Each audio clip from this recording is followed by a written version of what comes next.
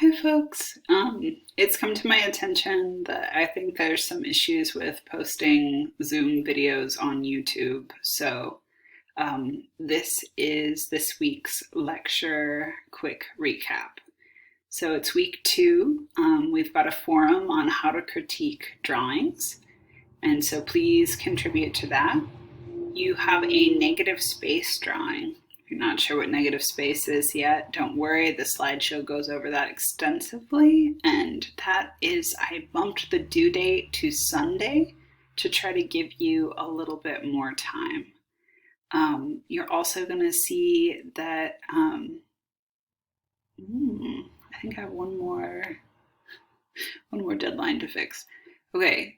I also have a forum asking you to create a drawing with unusual materials. That's exactly what that sounds like. I really want you to get experimental and have fun making a drawing with something maybe you didn't even think was possible. We have a quiz just like normal, and then asking you to draw an object 50 times. I think you're gonna actually really end up liking that one more than you would think. So I'm going to just sort of take us through really quickly the slideshows. This is an artist friend of mine. Her name is Jackie Simons, and she's just incredible. She makes these large-scale prints, and you can see that not only is it about the positive objects, those leaf shapes, but it's also about all of those negative spaces, all of those little areas where there's an opening. And negative space often has the power to make something feel like elegant and flowing, or to make it feel congested.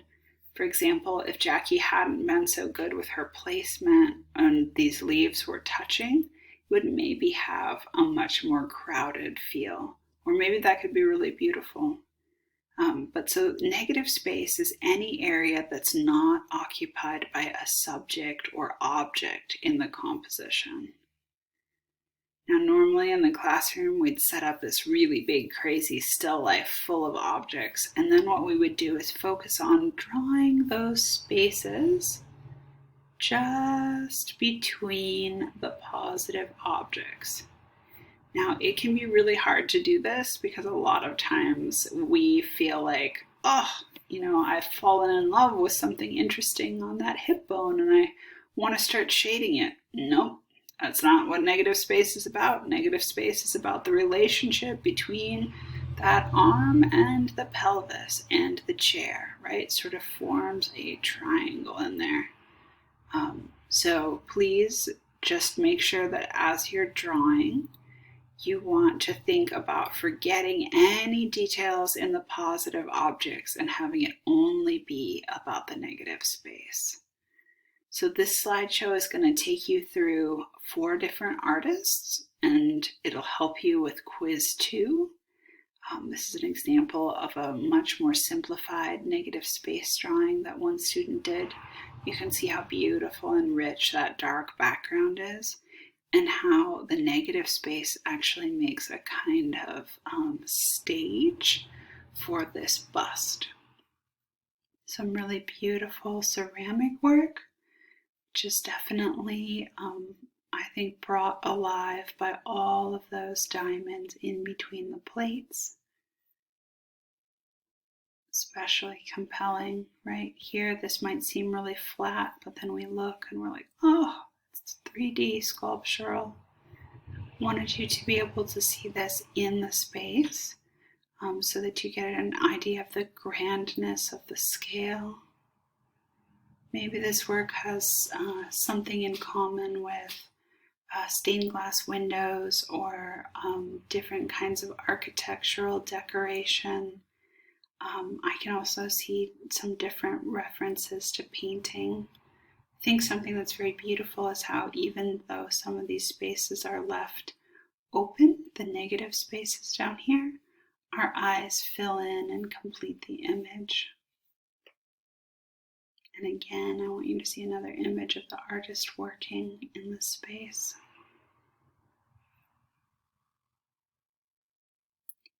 So Lot Reininger was a really amazing pioneer of animation.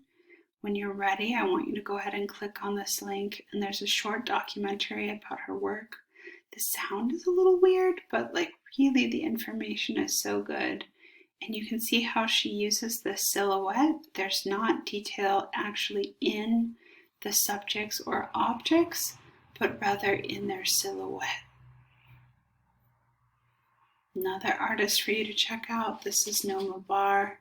Really incredible. He has custom made this die cutting machine so that people who visit the gallery can actually make copies of his prints. I recommend that you go through these more slowly so that you can enjoy just some of the amazing use of negative space. And whenever I talk about this with classes, I'm always so interested to hear what people say, because some people feel like this might be an indication of supporting like soldier or military. Other people feel like this is definitely a representation of love and war. So these things that are thought to be contradictory actually fit inside of each other's spaces. And so, like again, the dove with the olive branch for peace, and then the sort of back portion of a balm. So please just go through here and enjoy Noma Bar's work. Cara Walker is also someone that I'm asking you to look at this week. And she's definitely a contemporary African-American artist who I am constantly following. Her work is really complex and really rich. It relies on a lot of narrative and storytelling, and I think does a really great job of critiquing racism and other kinds of stereotypes. So there's a segment about her on PBS. No, sorry. Well, maybe R21 is PBS, but in any event, you'll want to click that link. And you can see her work is very dark, and there are all these details sort of hidden into the overall narrative for us to discover. So when you're working on your negative space drawing, you want to be sure that you're just focusing on the spaces that are formed between positive objects. That often makes a silhouette. Why are we doing this? We're definitely doing this because when we look at the spaces between things, it gives us extra information. And not only is that information important to being able to draw accurately, it's actually really amazing because it's a neutral tool for checking your proportion. Like oftentimes I'm like, oh, I know how that figure is standing, and then I'll look at the space between their legs or the space between the arm and the torso, and it helps me to really get my drawing just right. So oftentimes also the way that you use your negative space will either make your drawing really interesting or potentially make it a little bit boring. So you want to think about how can you best use it. All right, so right here, I have changed the due date. It's actually going to be Sunday at 10 p.m. I just wanted to give you a little bit more time. If you want to finish it early, you can, but I don't want to stress you. I'm going to need you to find 3 objects in your house with good negative space. I think cords and strings are amazing for this, but it could be like a leafy houseplant, some sort of a mug. Really anything that has openings will be fun to draw, and you should definitely be picking things that interest you, that you want to work with. I recommend that you make 3 like little sketches in your sketchbook, and then based on whatever composition you like best, that's the one that you make big. Now you've got that really big sketchbook, and so I think you should try to do it up and go big for this. But if it just works better to do it on a smaller piece of paper, so be it. I will deal. Or if you want to take that big piece and divide it in half, you can. So I have a video where I demo doing a negative space drawing of some of these objects to help you. And that's just one more negative space example. So now we're looking at the draw an object 50 times, which is due Sunday of week 3 at 10 p.m. I don't know that I'll really get your support with this or not, but something that I try to tell folks is that when I did this project, I definitely was required to draw it 100 times, so hopefully it'll be a little less painful than that. Some people really get into this, they get into the repetition. For other folks, it's a big stretch to be able to draw something so many times. So wherever you fall on the spectrum is okay. We just want to make sure that you get the most out of this exercise. So I just want to show you some work by artists who do things in multiples. Oftentimes artists use repetition as a way to improve their technical skills and refine their ideas. And I think that drawing something more than once is like a great way to get to know your object. So a lot of times designers really are big on using repetition to come up with different kind of concepts or ideas. And it can be just a really wonderful way to let yourself experiment.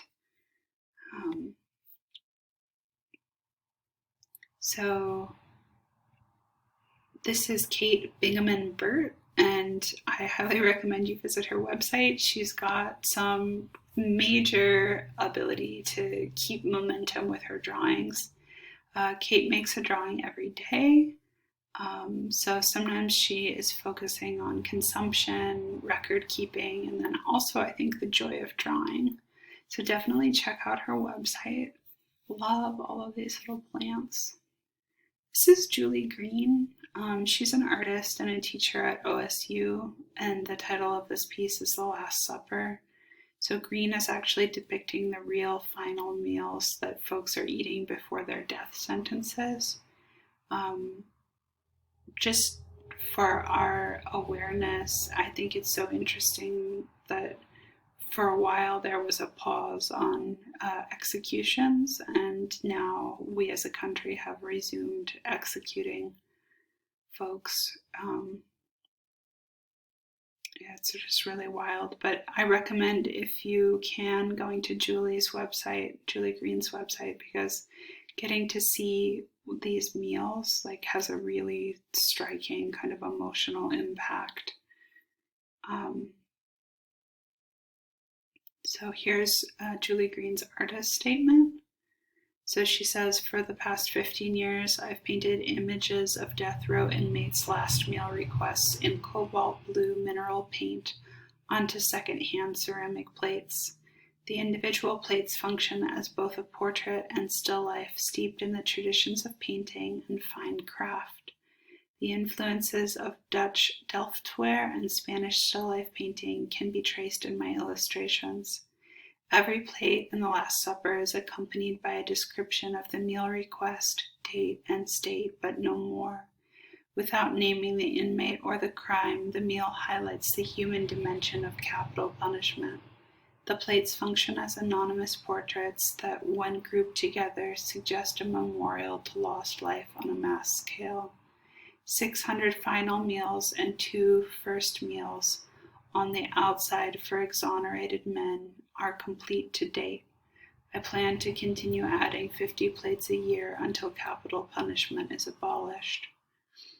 So that's pretty amazing. I have a little demo for you where I start drawing a skull, and please go ahead and watch that if you need some inspiration on how to get started. The main criteria is that you select an object and you draw it 50 times. You're going to want to pick something that is interesting to you, but also not too complex, because if it's crazy ornate, it's going to be really hard to accomplish that 50. But by contrast, if it's too simple, it may also be really boring. Once had a student draw an egg, and I think they really regretted that because it's basically the same kind of shape, really, no matter how you're turning it. I mean, obviously there is some variation, but I just don't know that it will last you 50 times. Please number each one of your drawings. This is going to help me know that you got to 50. Some folks like to do it on their big page and just have the reward of seeing all the drawings in the same spot, but some people really like to just break it up and do like 5 drawings a page or 10 drawings a page. Please break this up. Start now and don't try to do it all at once. If you notice you're spending too long on a drawing, you can always set like a 2-minute timer. In order to be able to get to that 50 mark, I recommend that you make some little drawings. I also think that they can be quick and very sketchy. No need to be perfect. I think if you turn your object a little bit, that can help to make it interesting. And also you can do really different types of drawings. So if you want to revisit blind contour and semi-blind or cross contour, a lot of folks said that they needed a little bit more help with the cross contour. So this might be your opportunity to do that. You can also try different materials because we have a blog forum post about that. So you're welcome to kind of double dip and use one of your 50 times of drawing an object to make a post for that. I've got 2 student examples for you to see, really different approaches, and I hope that you can make this project your own and really enjoy. Please feel free to visit me in my office hours if you have any questions, or just shoot me an email. Okay, happy drawing. Have a wonderful week.